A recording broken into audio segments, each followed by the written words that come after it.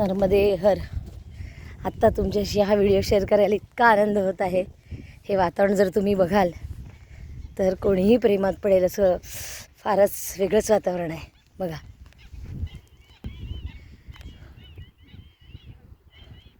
ही मैया आहे, नर्मदा मैया.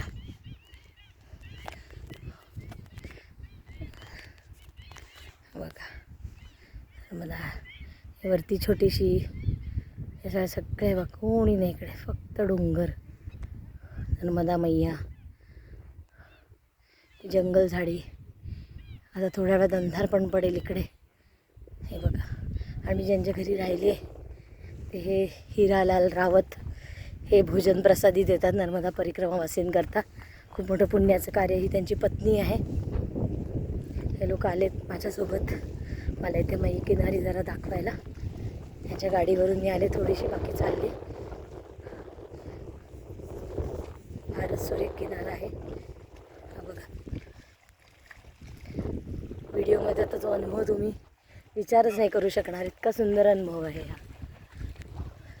नर्मदे हर, नर्मदे हर. शूलपाणेश्वर म्हणून जे फेमस म्हणतात ती ही सगळी शूलपाणेश्वरची झाडी आहे. नर्मदे हर.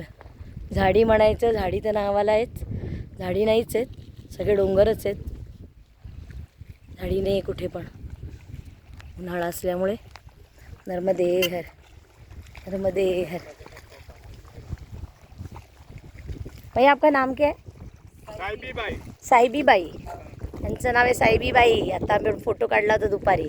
आणि हिरालाल रावत हे तर फेमस आहेत यूट्यूबवर पण, कारण हे सगळ्या परिक्रमावासींना भोजन देतात, आलेल्यांना फार सेवा अनेक वर्ष करतात. आणि असे बघी नर्मदा मैया. नर्मदे हर, नर्मदे हर, नर्मदे हर. आता मला मुद्दाम ते दाखवायला इकडे घेऊन आलेले आहेत. ते हर. क्लियर फोटो आहे की मैया. हां, एकदम क्लिअर आहे. नर्मदे हर.